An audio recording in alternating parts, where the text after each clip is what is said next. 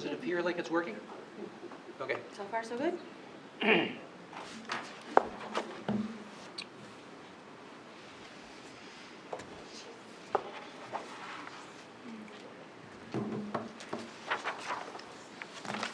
the longest minute of my I life. know, it's 7 here on this Oh, one. it's 7 there. There we go. All right, we'll call it. I'm going to call this meeting to order. As you are able and willing, please stand for the pledge. I pledge allegiance To the flag of the United States of America and to the republic for which it stands, one nation, under God, indivisible, with liberty and justice for all. Good evening, all. Thank you for coming. A quick note regarding the live stream. We were having issues with it a few minutes ago. I think it's working now, but in case it does go down, we will also record this meeting and post the recording later. I forgot to check. There is nobody who has signed up for public comment. Okay. In which case, we'll move right into the report of the secretary. May I have a motion, please, to approve the minutes of our last meeting? I move to approve the minutes of the regular meeting of Wednesday, January 14th, 2026. I'll second, Rebecca. Thank you. Comments or questions? Usual sterling work. I say that every time, but it's true. So good. Yep.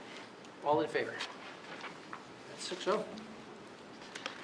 That brings us to the report of the chair. First on my list, NSBA and MSBA updates. I literally get back last night from 5 days in Washington, D.C., Oh, wow. which was a combination of NSBA leadership seminar and advocacy seminar. That culminated on Tuesday with a day on Capitol Hill where we, the officers of the Maine School Board Association, had the opportunity to have in-person visits with Senator Collins, Senator King, and Representative Pingree. Representative Golden was in a committee meeting, so we met with one of his staffers to talk about education priorities. It was kind of cool because while we were there, literally while we were on the Hill, the House passed the appropriations package for education that had gotten through the Senate.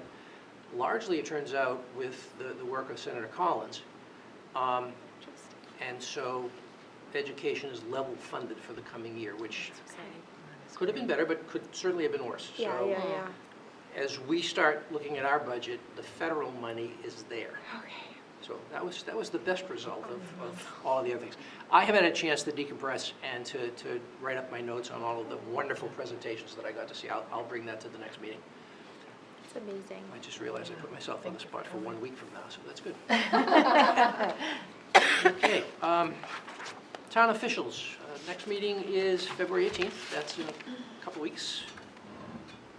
I want to take a moment to do a calendar exercise because there's been some concern about folks not being able to attend meetings over the course of the next, something like a month and a half or so.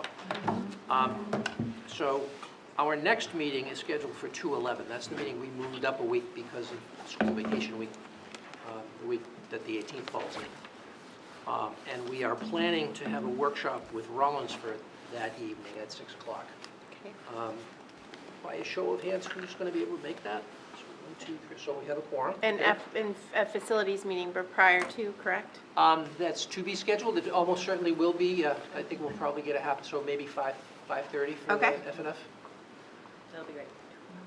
Good. Then that brings us through to the end of February and into early March. I understand that we have several board members who have conflicts on March 4th. So I think the proposal was to move our March 4th meeting to Wednesday, March 11th, so move it out 1 week. Curious to know, is everybody or most everybody able to make that March 11th meeting? So 1, Show of hands, who 2, can make it? 3, 4. So we would have a quorum on the 11th. Yeah. The reason I'm loath to push it out any further is because we're in the start of budget season. Yeah. The superintendent's presentation of the budget, of the proposed budget, is supposed to take place at the beginning of March, and then we start our cycle of workshops. So we will plan to move the 3-4 meeting to 3/11 then. And then will we have wellness that night too, do we think? Instead of Yeah, the because 4th? it would be our first meeting in March, so we would, That, you can't do that? Yeah, I will. But that's okay, we Oh. can do it without you. And also, if that is unreasonable for, we know that's sort of a last minute move, I would feel like Yeah, we could That's push something we wellness could too. push it off to I mean, another, we or talked, just skip it for the month if we we need to. talked today about doing, maybe doing a little bit of a workshop on some action planning, so maybe we could get a little more time, skip that one and get a little Yeah, more time in yeah. April or It'll something give you like time that. with the school Yeah. groups. Would that be okay? Yeah, You okay. think? Okay. But there's still a workshop? So we A were different workshop? I thinking have that. about a workshop originally on the 4th for self-eval. Yeah. No, what? I'm just saying this is No, what we no, were yeah, thinking of. yeah, We yeah, were originally. thinking of originally self-eval and To talk about visiting start. And then later later starts, start. yes. Revisiting. But neither of you can be there for that meeting, Yeah. What so for self-eval Yeah, or for and late late start start conversation. Yeah, we're just yeah. barely a quorum. I So think we'll it's- probably have to move Yeah, that So, yeah. late start for sure until after budget season workshop, yeah. So is, Would you like to move the, I'm just looking at the updated Yes. schedule. Yes. What Um, else, what do we have available? I feel like we pretty much go into budget after. I mean, we do. We have April 29th as kind of an open, like if we need an extra budget workshop. We might be able to tack one. Do you want to more. hold that date, and then if we don't need it for a budget workshop, then we could do our self-eval workshop? Yep, and then we also have June 3rd, which we could oh, certainly yeah, use yeah. for self-eval. We have 3 meetings in April. Yeah, we have 3 meetings in April as it stands. Well, the last meeting in April is technically the first meeting in May. That's right? true. Like Yeah. we moved, because of our budget timeline. Okay. I think if we held the 29th, and then if we didn't need it for budget, and we did use it for self-eval workshop, then we wouldn't need to workshop on the, On the 20. The 3rd. June The 3rd, third, okay. yeah. So Okay. I'm just gonna put I'm tentative. so confused. So I'm not here on the 29th. okay, Yeah, which I Okay. had mentioned, but that's okay. okay. That's okay. I'm okay with that. I just wanted to mention it. well, do we need to go through this and see about any other dates? Just go for every date that, Well, While we're here. yeah, because I know you're gone the 15th and Yeah. like, yeah. The only date that I cannot make is the 15th. April 15th. Yep. so we're going to have 2/11, yes, 3/11, and then 3/18 will be our next March meeting. And then after that, it goes April 1st. And the 15th and the Who can be 29th. there April 1st? Oh, all 5 of us? Everybody, okay. 6? I think I can be, but I don't have Okay. April schedule yet. So the majority anyway, so that's good. Yep. And then 4/15, I think we- you're away, I'm 4/15. away. Kate, do you know? I will request the 15th off. Okay, so yes, a quorum. And then the 29th No, would be, okay, no, Lisa.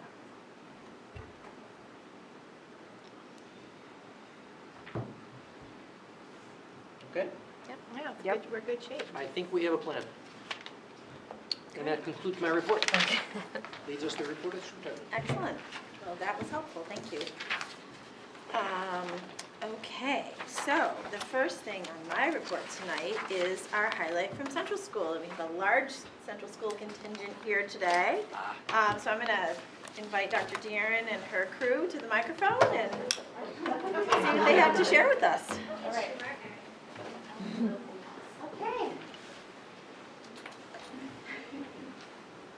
Hi, so I have our instructional team here. I'll just introduce you. This is our instructional team. Erin Darling, first grade.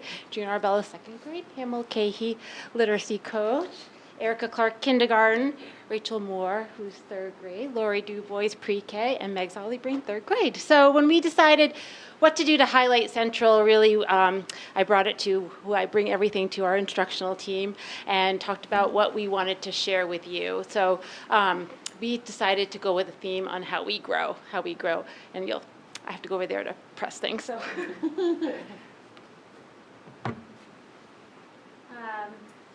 So the first are just a few slides, and then. I'm gonna pause the slides. Okay, so this is just about our, oh, I have the microphone. So that was last year. So this is our instructional team. So in 2015, we decided that we had kind of a traditional like leadership team that met once or twice a month. That was really talking more, it was a half hour or so a time, and talked a lot about just everything that we could talk about, but it was mixed up with like field trips and duty schedules, and then tried to talk about curriculum instruction. And we decided that we wanted to separate instruction and curriculum from regular leadership so that we could really focus on instruction. It was around the same time that Thursdays happened. So again, we felt like our Thursday PLC time was just, we were trying to figure out how to make sure people were really focused and had a common theme. So our instructional team has a rep from every grade level, and they're responsible. We meet a lot. We meet twice a month for a long time, and then they bring back whatever we decide to the Thursdays. So it's just a really nice flow. We work on our agenda. We don't talk about anything but instruction and curriculum. So we're a rep from every grade level. Again, we're very focused, and there are PLC facilitators. I feel like without that, we wouldn't be where we are curriculum-wise and for our Thursdays. So we really support students, staff, community, and we designed a SIP, our strategic instructional plan, and we followed. That's when it began. We felt like everybody may be a little bit all over the place, and we really made sound decisions about what instruction looked like at Central School. And these amazing people are the ones that brainstormed. We just really stood behind it, and we're all across the board on the same page. Yeah, and just pause it again once it changes. You can pause. Yeah. Okay, Pam, do you want to talk a little bit? And I think one of the biggest strengths of our instructional team leaders are that they're lifelong learners, and they're always want to keep up to date with what best practices in education, and they inspire everybody else to do that as well. And so, I know in the last 5 years or so, there's been a lot of buzz around the science of reading, and so we've been taking a look at our reading instruction, and we wanted to align more with the science of reading. And Jan Berkins and Carrie Yates created this Shifting the Balance course. So in the spring of 2022, our entire kindergarten team, first grade team, second grade team, myself, our reading team, and Dr. Deeren, we all took the course together. They created a course it was self-paced. We all did the videos at home, and then we spent our PLC time really talking about all the changes. And then the following year, they came out with another one for 3 to 5. So our entire third grade team, our entire reading team, Dr. Deeren, along with some of the members from Great Work School, and I think one member from Elliott Elementary School, we all worked together to collaborate around that. So it was really great work that we've done together. And on top of that, a lot of the women here, Erica and Meg, both, can you tell us what you're training on? We did it, sorry. We did it through the Dyslexia Center, and we became level 1 dyslexia practitioners. And it's certified under the umbrella of this dyslexia organization, so it would be recognized anywhere across the country. Yes. Through that, we did coursework for a little over a year, and then we also tutored for 100 hours at a variety of grade levels to get to know our students better. 4th through 8th. How old was your oldest child? 8th grade, yes, it was a great opportunity. Why did we do it? Full span. Yeah. And then Lynn Dorgarity, one of our reading teachers, she took the advanced training through Orton Gillingham, which has been amazing for our intervention, because we now can kind of offer a tiered approach to intervention. She takes the kids that are really, they haven't quite gotten into special ed yet, but they really need that really intensive work. So that's been amazing. And also June and a bunch of our other teachers did some of the Orton Gillingham training as well. So everybody's really been running with it and really trying to do their best and keep up with best practices. The kindergarten team this year, and I was able to go with them too. We went to the state of Maine. The Department of Education put together this Mainly Play Lab, all on play-based learning for students from pre-K through 2nd grade. Amazing stuff. We're going to present at Hawk Day, so if you want to learn more about that, we're really excited about that. And then, Rachel, can you speak to the ADR training? Oh, sure. The math ABMR training that Devin Weber has offered, we have, my entire third grade team has done the level 1 and the level 2, and we have many staff members that have also done the level 1 training, which is good, pre-K to 2, and then the level 2. So we utilize that training, that matches with the math intervention that goes along, that we've developed over the last couple years. We use the strategies in class, so the kids are getting it all over the board. It's been really, really valuable for, you know, our math instruction, for sure.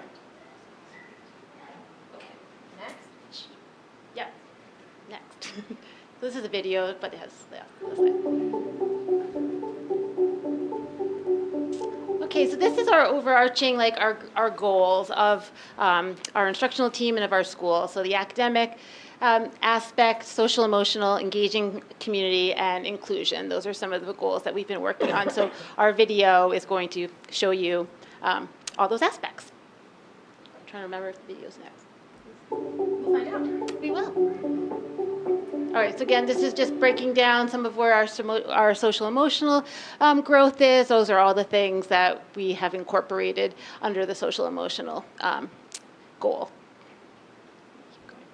Yeah, you'll see it in the video.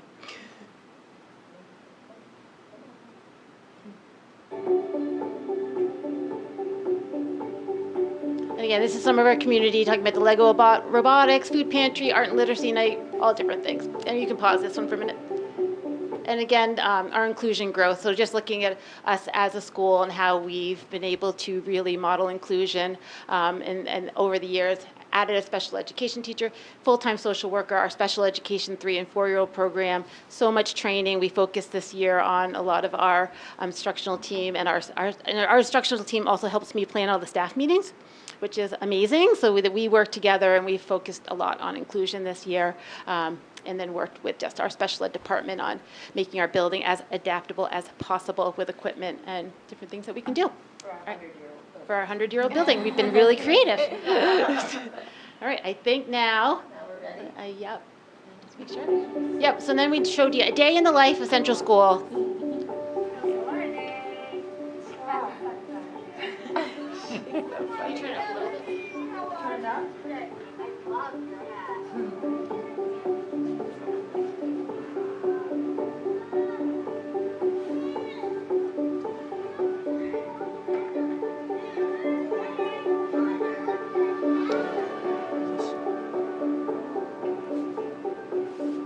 Each day we gather together for a morning meeting. Our morning meeting consists of a reading, quick share, and academic activity. Exercises and reading the daily message. We model and practice social emotional skills. Morning meeting sets a positive tone for our day, helps us build an inclusive classroom community. Washing away anything that happened today, we need to wash away the day at school.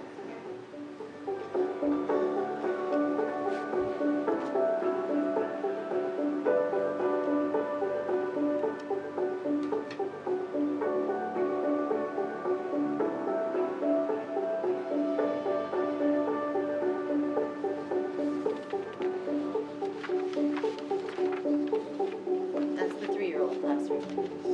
They're so cute. Yeah. That was a long time ago.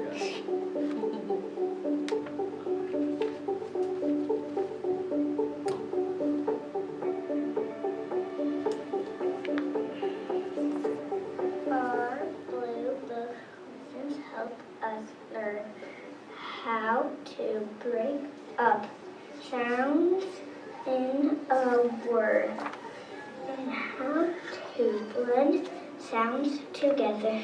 It will help us be strong readers and writers. The vowel?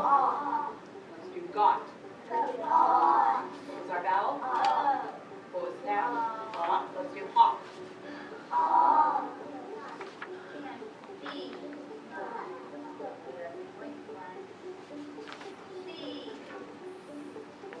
Sometimes it does that, but it doesn't. I hear it.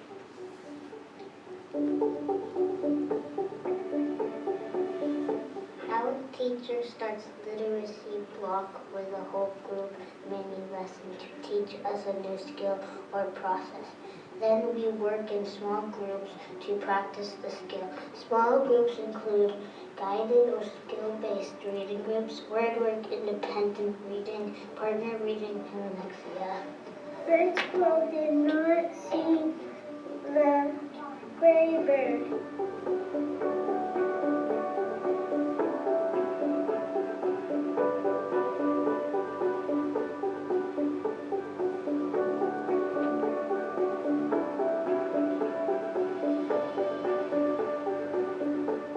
In the glow bowling unit, we were working on stepping with our opposite foot and rolling. We were also practicing our math skills by counting the number of things we knocked down.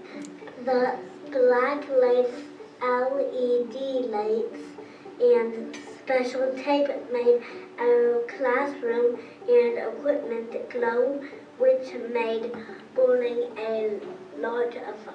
Cute.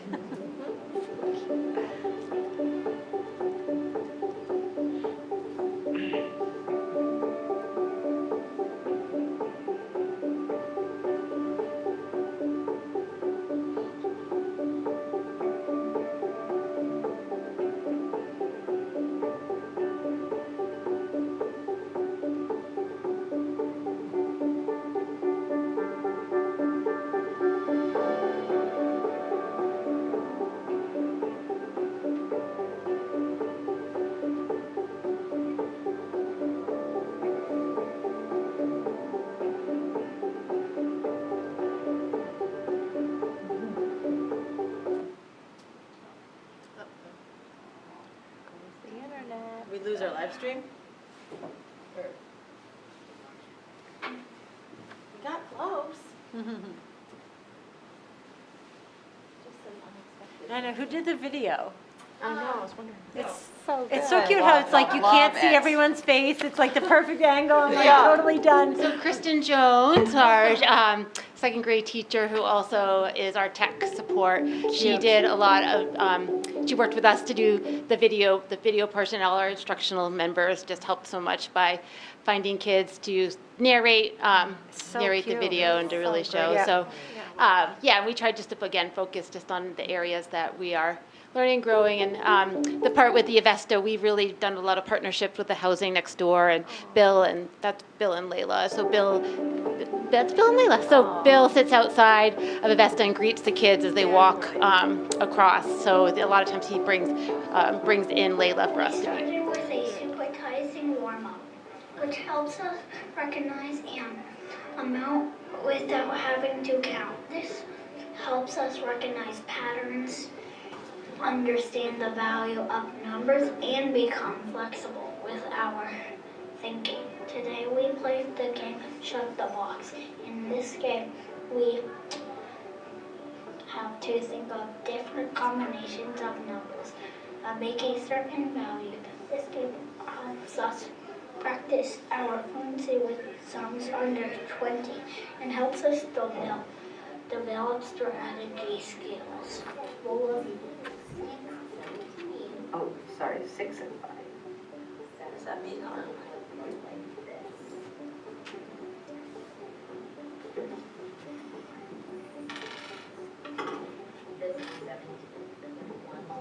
Nice job.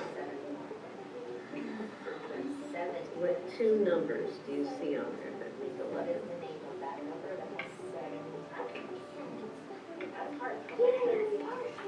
Excellent. In our second grade math unit, we're learning how to subtract numbers within 100 using strategies based on place value. Today we have to subtract a one-digit number from a two-digit number. By using the strategy of decomposing a 10 into 10 ones, we practice showing our thinking with a base 10 diagram and with equations.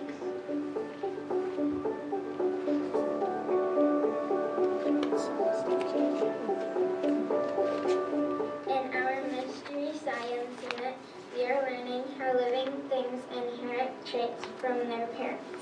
Today we had to study the traits of pigeon offspring and try to match them to their parents. We used a card game to solve the mystery. Really carefully that we talked about. All right. What do you think? We come here to defend your evening. Oh, wait, no, stop.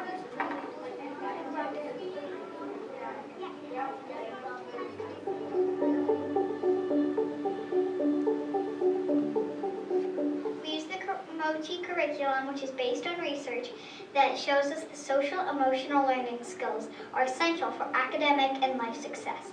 The curriculum uses Komochi characters or stuffed animals to teach skills and strategies such as self-awareness, self-management, social awareness, communication, problem-solving, and relationship building. There are 5 Komochi characters. Each has learned opportunities they share with the students. In this lesson, students were meeting the Komochi character Lovey-Dove. Lovey-Dove helps students learn to use friendly signals to help our school be a welcoming place.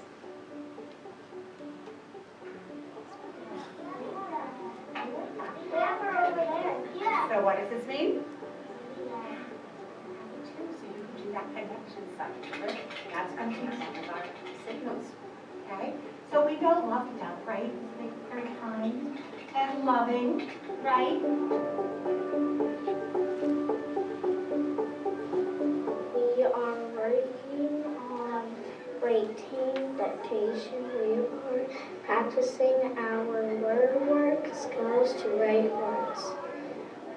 We work on writing a sentence with spaces, a capital letter, and punctuation. How do we know if it's A-I or A-Y? Yeah, because the A-Y is at the end, and the A-I is in the middle. This is the beginning one. Terrain. Terrain. The train was on the tracks. Terrain. We are working on determining the main idea in text. We watched a video on Martin Luther King Jr. We used boxes and bullets as a graphic organizer to organize our main idea and details. From our graphic organizers, we wrote paragraphs about Dr. King's childhood, adulthood, and why he is famous.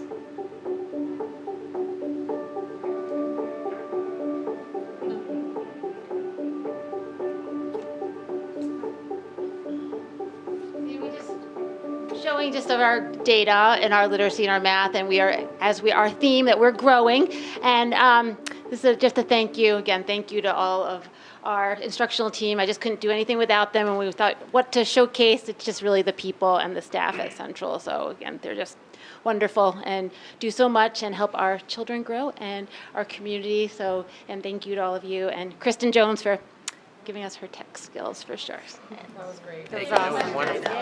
Thank you all for coming tonight. Thank you.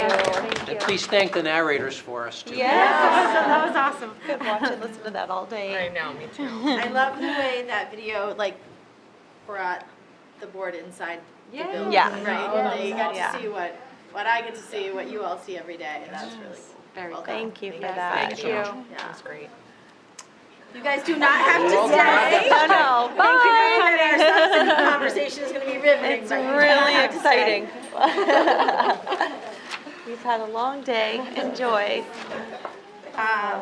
Alrighty, so Okay. the next item on my report is to talk about our ED 279 and our subsidy, and Mr. Cormier is going to join us and share just a few highlights. This is a somewhat dense document. It's not too bad, but he's going to just share some highlights with all of you so you can know what we know about our subsidy as we go into building the budget for next year. Is that this here? So this document here, notice she did say highlights several times. I think that was a hint to keep this brief. Nobody likes this document as much as I do, but so the very first top section, I just wanted to highlight a couple things there. If you look across at the very right-hand column of that very first section, section 1, it says total. There's 2,093 for October 2024 and 2,065. So it looks like we shrank about 30 students. Then I want you to take that same, those same eyes and go all the way to the left, and you look at the pre-K column. And you'll see we went from 234 to 205. So really, our huge decrease is all related to pre-K. If you look at 1 through 5, 6 through 8, pre-K through 8, 9 through 12, we're fairly consistent year over year. Now, I just want you to flip to the next page. There's another section. So the section we just looked at is our attending counts. Those are the students that are attending in our buildings. The next page is our subsidizable students. And again, let's look at that pre-K number. We're pretty much flat year over year. So the students that we lost were not students that lived in South Berwick or Elliott. They were students from other districts who were attending Marshwood schools. As other schools start to open up their own pre-K programs, that number is shrunk. We're not taking as many students from out of district. So I just wanted to make sure everyone understood. It looks like, oh, we lost 30 students. Well, not really. They were never really our students to begin with. We were having them at our schools for 1 year, and then they were going off to their own districts. So just wanted to point that out. That's a really important distinction. That's really important for people to understand. And just to contextualize that, we went from, I think, 2 years ago, we had about between 25 and 30 students between Elliott and Central that were from surrounding districts come just for pre-K, and then they go back to their regular district. Since then, York, Kittery, and Noble have all opened pre-Ks. They're all, at this point, somewhat lottery-based, so they don't have universal yet the way we do. So we're still getting some students. I think we have 9 or 10 this year as a total between the two schools, so it's gone down a lot. Okay, that's great to understand. Thank you. So just going back to that very first page again, I'm not going to get into staffing and all that stuff. We're going to talk about that a lot more as we get into the budget process. But just looking at the overall totals, everything ticked up as you would expect year over year. So slight increases in section D of the dollars that they're giving us per student, between 3% and 4% increases. Every category increased. The only category that has not increased, and this has not increased in basically since I've been here, is the system administration support. So that number has been held flat at $135 per student. That has not changed. So I just wanted to point that out. Moving to the next page, again, slight increases as we go down through. This is just taking our subsidizable enrollment and multiplying it by the dollars that we are calculated on page 1 and coming up with how many dollars it should count or should cost to run the schools. And this is a state metric. This is not actually what it costs to run the school, but just how the state calculates. On page 3, there's a few allocations here for gifted and talented. Basically, they look at what you budgeted for gifted and talented, what you spent for gifted and talented. They take the higher number, and then they put an escalator on it, and that's what you get. Kind of same idea for special education and transportation. They kind of use, there is a formula in there, but that's essentially what they're doing. The high cost out of district allocation this year is actually decreased significantly. So we have fewer students that are attending New Hampshire schools and things like that. So that did go down, but the special ed allocation did go up about $500,000. So just based on the numbers of special ed students that we had, the out-of-district support went down, but the actual special ed allocation did go up. When you get down to the subtotal at the bottom of that page 3, section 3, it's a green highlighted row. That is what the state's overall saying that we should, it should cost to run the schools. Again, that's not what we spend, but that's what the state's saying.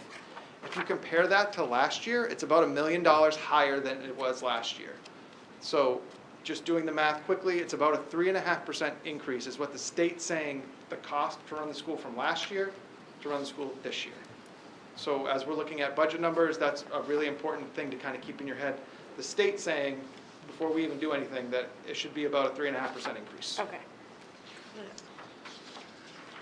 Moving on to the next page, as expected, if you look in section B on the next page, it's the town valuations. The town valuation continues to grow faster in South Berwick than it does in Elliott. Based on town valuations, it's a 3-year average.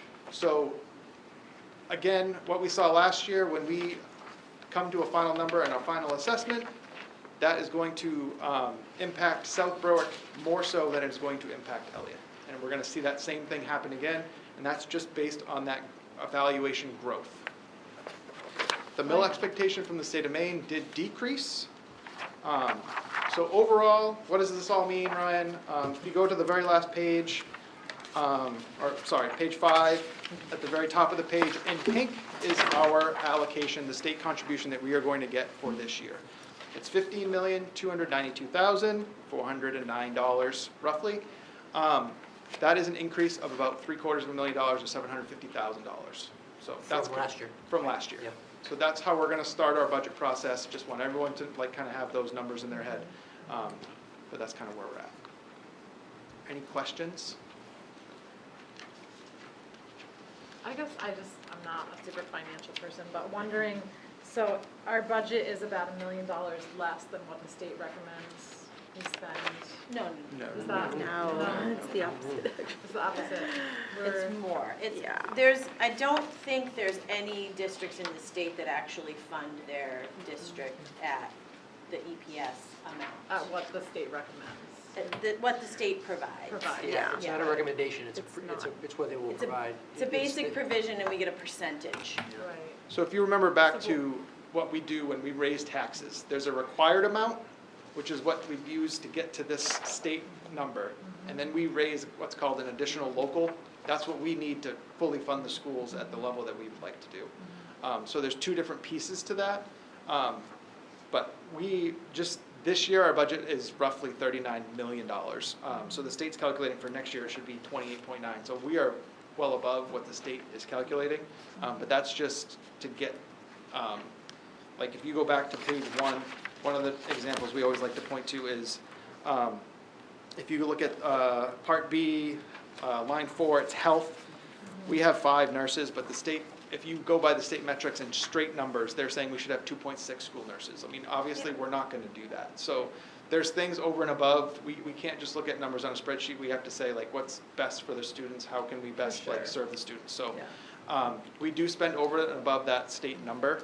But what I was trying to point out is the state is showing that that number grew 3.5%. So that's just kind of like a starting point that we can look at as we go into our budget discussions. That state number comes out of the essential programs and services formula. Which is basically this document. Right, and it's really essential programs and Emphasis on services. It's essential. not everything a Yes. school Right. district Right, can right, do. yeah. It's worth noting that I think it's MEPRI, the Maine Education Policy Research Institute, is within a week or so of reporting out to the legislature on recommended changes to the EPS formula. That obviously doesn't affect this year. We already have our ED 275, but 79, but next year's is liable to look a bit different. And it's not at all clear yet, because I haven't seen, I don't think anybody has seen what their recommendations are outside of their group, but that's coming. Who's the group? It's MEPRI, the Maine Education Research Policy Institute. I believe it's them that were tasked by the legislature with looking at the EPS formula. And there's long been the sense that it's not fully equitable. No.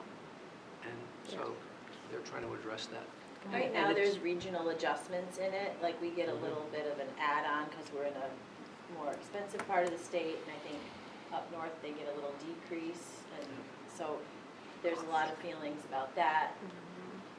One of the changes that I did hear they were talking about making was that the district with the lowest value on that, the lowest number under 1, they're going to bring that up to 1. So everything's going to start at 1 and go up from there. And it's not clear how that's going to impact the formula, but At least there won't be quote-unquote losers the way it feels like there are. So just keep in your mind, the state basically has a set number that they want to spend on education. They build this formula based on that. The lever that they move at the end to make sure they get to that number is the mill rate. So that goes up or down every year based on, this is how much money we have to spend. We've calculated this EPS number for all the schools. How do we get X equal Y? We're going to just change this one last variable, and that's how they kind of get there. I've seen mill rates go up. I've seen mill rates go down. That's really the last lever they pull. So regardless of any other changes they make to the formula, that will probably be the final lever that they pull. to get to that final number that they want to spend for education. So. And I think it's also important to recognize, like, it's not that we're saying right now, expect a 3.5 increase in our total budget. Like, that's not at all what's being said here. Like, just wanted to make sure we're clear about that. That's correct. Correct. Thank you, Erin. Yep. Thank you. Thank you.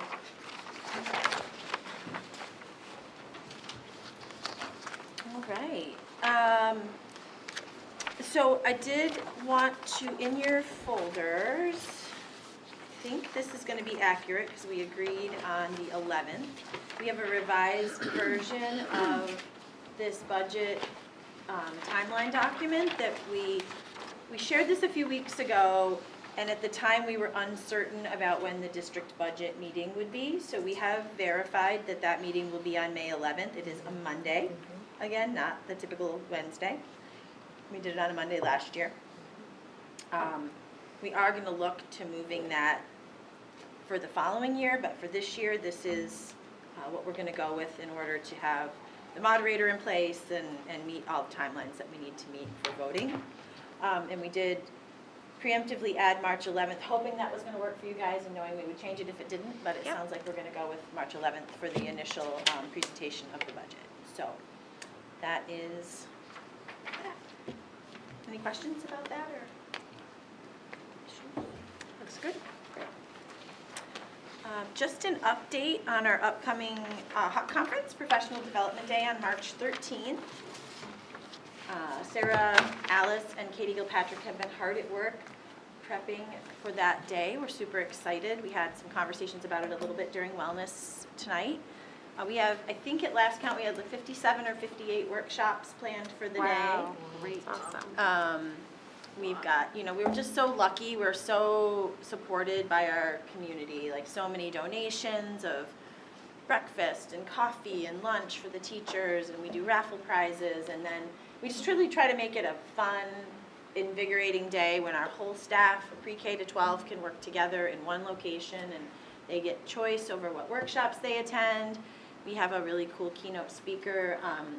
Dr. Scott is his name. He worked at Harvard for a while, and he's going to get us fired up. So any of you that want to join us for March 13th, if you're available and you want to come by, we'd love to have you. It's a really fun day. Cool. Thank Those that catalog should be going out right before February break. Awesome. So you'll be able to see what's being offered. Great. Thank you. And that brings us to our student report. Thank you. All right, let's see. So as I mentioned a little bit before the beginning of this meeting, we have a lot of athletics that are kind of wrapping up or moving into their championship part of the season. So for track and field, the regular season has concluded, and select athletes will be advancing to compete at Southwestern's, I believe at USM this Saturday.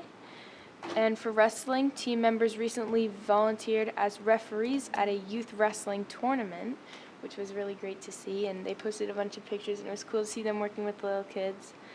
And they had their final regular season match last Wednesday, I believe. And then girls basketball had a game against Gorham yesterday. Boys basketball had the opportunity to have their senior night last night for the one senior that's on their team.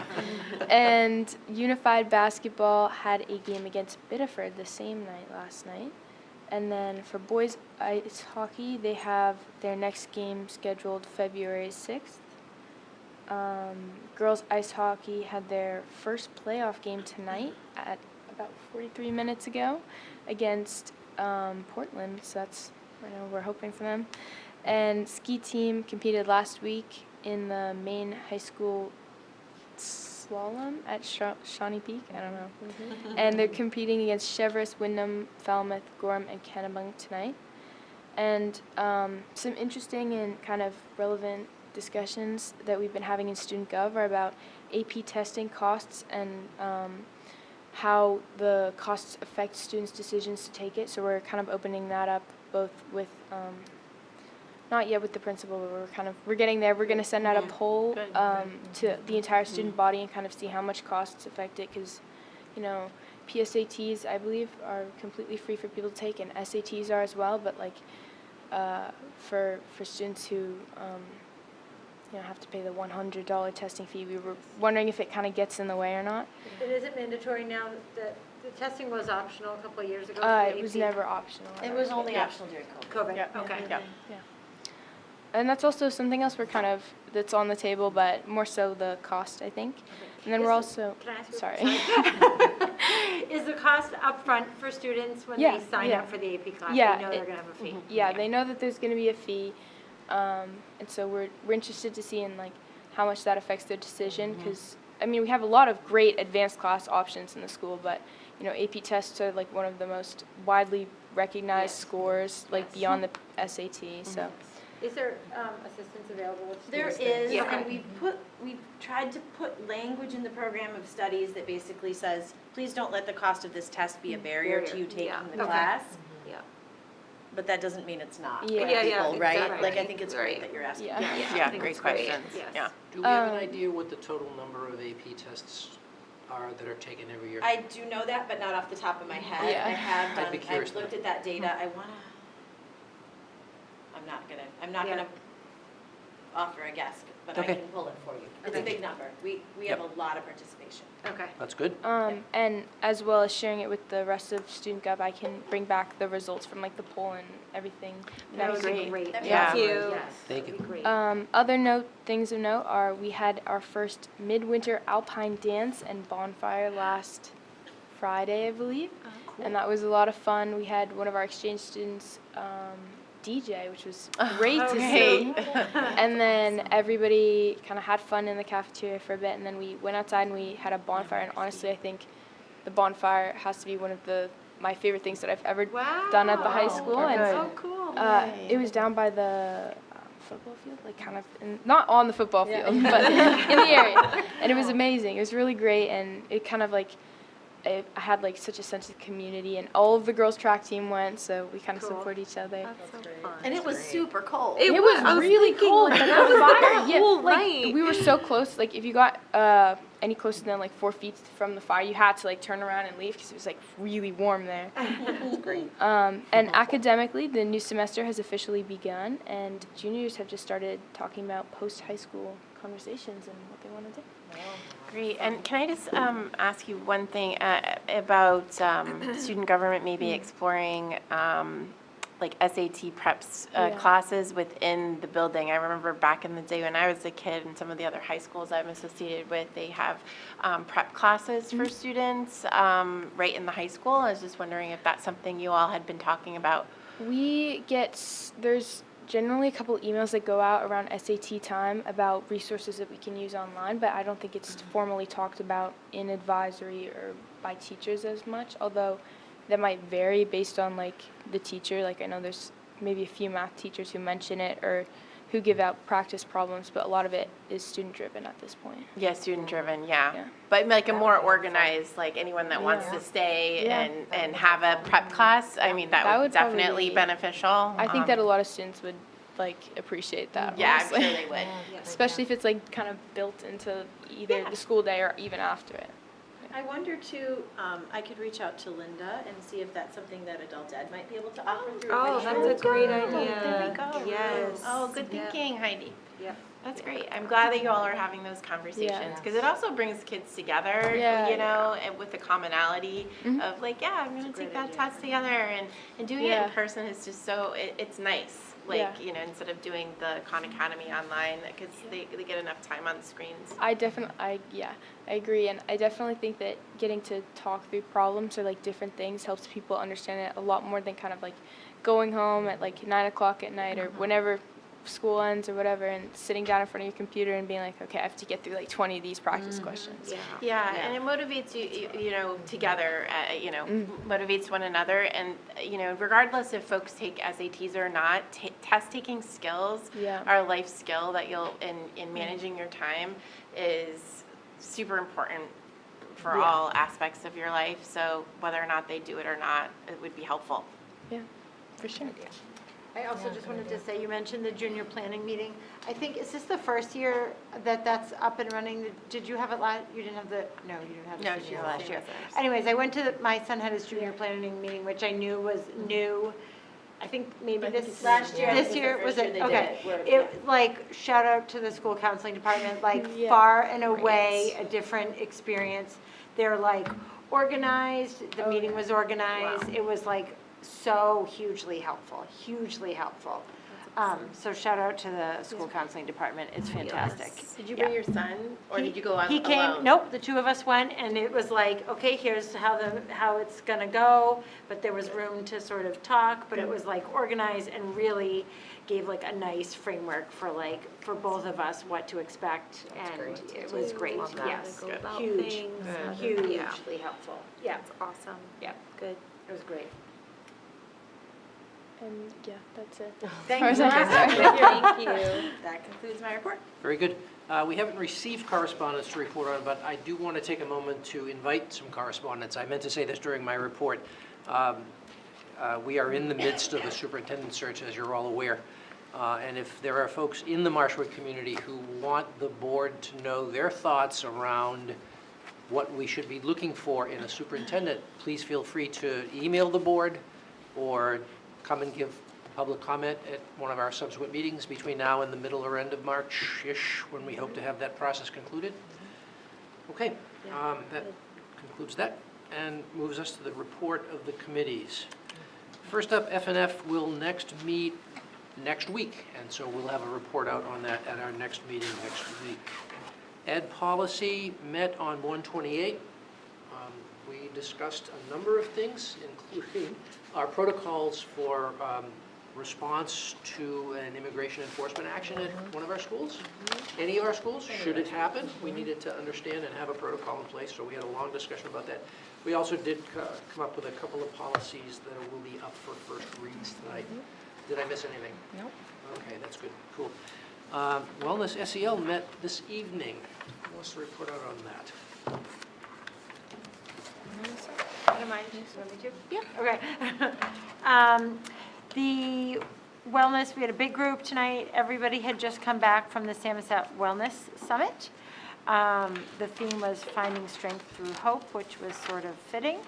And there was lots of great feedback. Everyone just kind of went around, said what their biggest takeaways, what their favorite things were. And this was especially notable because we had representation from each school in the district as opposed to just one or two of the elementary schools, so, or middle school, which tends to typically go. So that was great. Lots of different ideas, lots of takeaways, lots of let's look into that and see if we can do that here type stuff.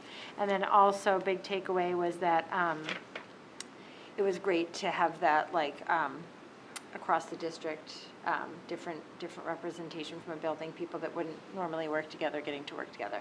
And so going forward, the groups at the building level that went are going to sort of workshop some ideas to bring to the next meeting and sort of make a timeline for going forward. Yeah, we Action talked plan. about building an action plan, Yeah. yeah. Which they started at the conference, but it's hard to do it in the moment. You know, Yes. It's like you need your people. Yes. And we were the biggest group at the conference. They said 3 tables, yes. Representing. Yeah. That's all for me. Okay, very good. That concludes the report of the committees. Moves us to new business. May I have a motion, please, to approve the first read and discussion of policy DN? I move to approve the first reading and discussion of policy DN, property disposal. Second, Lisa? Lisa, thank you. The only change to this policy from that on the books is that the estimated value greater than number has changed from 5,000 to 10,000, and that is basically following state guidance. Yeah. Questions about that? Comments? First read, all in favor? That is 6-0, good, thank you. See that again next week. Motion, please, with regard to EHB. I'll move to approve the first reading and discussion of policy EHB records management. Second, Heather, thank you. This is a new policy. This is something that was recommended to us to put on our books, is that true? Yeah, this is one of the, both of these policies are up right now because for some of the federal entitlement grants that we get, they require us to have certain policies. So this is one that we do all these things, but we didn't have. Great. So we just need it In writing. in writing. Yeah. Yeah. And so soon, we shall have it. Yes. Comments or questions? All in favor? That's 6-0. Very good. And that concludes new business. Building administrator check-in. You've already given us a wonderful presentation. Do you have more? That's good, I'm good. Good. Okay, excellent.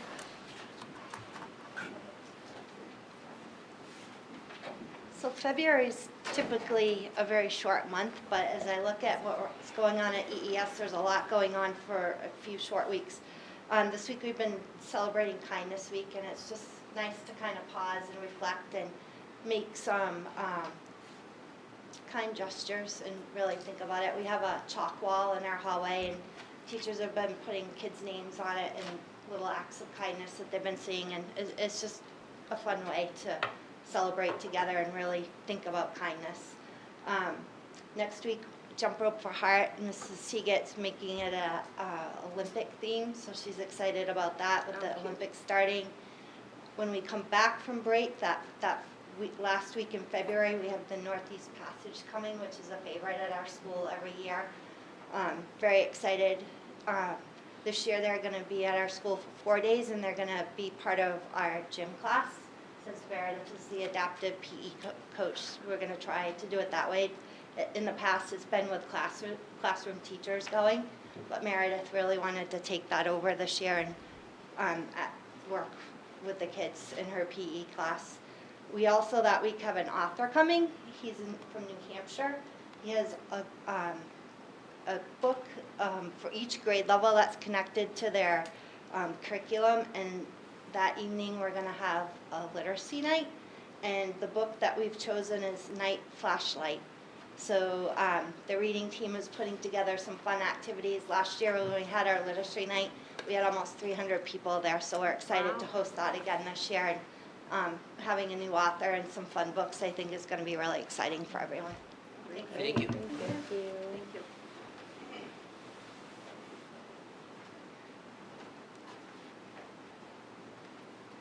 No, I missed the technology with my phone out here.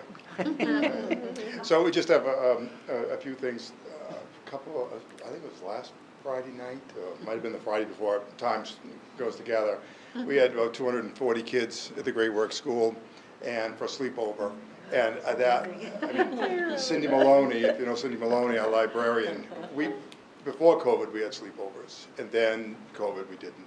But then we started to have these kids night out, and the kids would go home like 10 o'clock. So Cindy came to me one day and she goes, "Wouldn't it be cool if we could bring the sleepover back?" And I'm like, "That ship has sailed." Yeah. Okay, I mean it's just getting folks to do it. I mean, and she goes, "If I can get enough folks, staff members," and I said, "Yeah, okay. There's no way we're gonna have that." And all of a sudden, about 20 minutes later, I see the email, the sleepover's back. And I think we had about 30 staff members That is come, amazing. okay? And I think we had 15 spend the night, Wow. okay?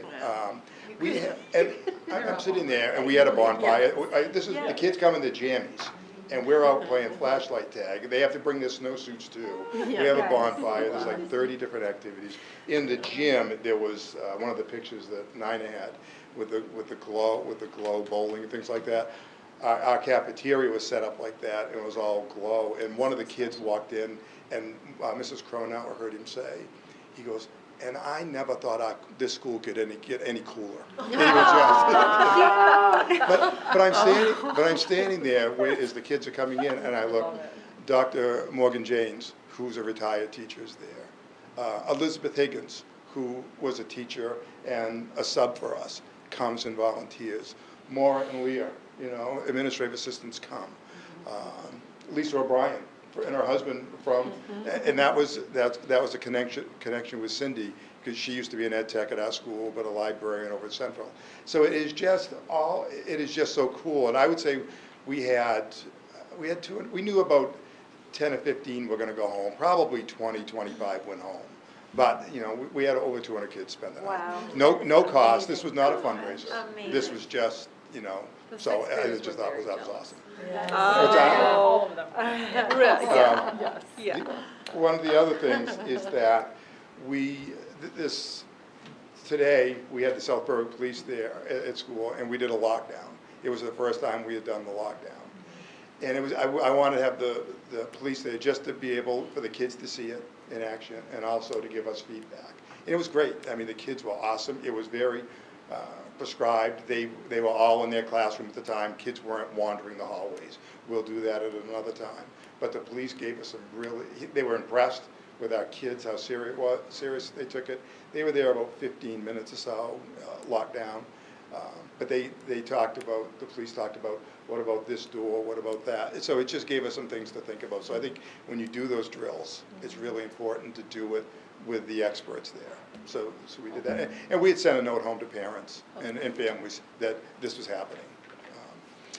Another thing we have, on Monday, our unified basketball, we have a school assembly for our unified basketball team, and then they're coming on Tuesday down to the high school. I think the high school's unified basketball team's playing, and so our kids are playing at halftime for that. So that's awesome. We've got the high school kids. We've got our hiking club back, and so some of Scott Patch's kids did a video that we showed to all of our classes about the hiking, and they were a riot. These high school kids were a riot, and just demonstrated some of the games that we're going to play. And so we have 2 teachers that are running the hiking club, and so they're going to start. I think they have on Monday. They have a session. I think we've got 5 or 6 different hikes planned. There was one more. Let's see. Oh, we have our Winterfest on Friday. That's our one fundraiser. And we're about, I mean, we're not touching what Elliott and Central do, you know, that 49,000. But I think we have made like $26,000. Oh, wow. It is unbelievable. And I can remember when we used to do the penny sale. Okay? Yeah. And if we cracked the $5,000 mark, we were high-fiving it. Yeah. We just thought that was awesome. Now it is, I mean, it's a great day for the kids, but the money just pours in. That's awesome. It just, and I got an email today because someone said from the PTO, how much money have you made over the past years? And we're usually in that 20, 25,000, but I think we've raised like $150,000 in the last 5 or 6 years. Wow. And you just think about how our community supports us. So that will be happening on Friday. And we've got snow. And there's so snow. we're- Yes. Thank you. Thank you. Thank you. Okay, last thoughts from the board before we move on. I just have one thing I want to mention. I was speaking with one of our bus drivers, and they are extremely appreciative of the bus scraper that we purchased for them a few years ago with all the storms that we've had. So it's been working, and they've been using it, and thank you. Oh, they are Yeah, using yeah. that. Okay. They love it. Yep. Awesome. We were waiting for this weather, Yes. right? Yes. Because we haven't Yeah. really had that as much, Yeah. so that's really this nice storm to hear. definitely- Yeah. That's awesome. Okay, in that case, rather than adjourn, we're going to move into executive session. So I'll entertain a motion, please, with regard to that. I move to enter into an executive session for labor contract negotiations between MS80 35 and Building Administration pursuant to Title I MRSA subsection 4056D. Second, Lisa? Lisa? All in favor? That is 6-0, and we will move into executive session. Thank you all for coming. Thank you. I know I should know this, but where do you find the games for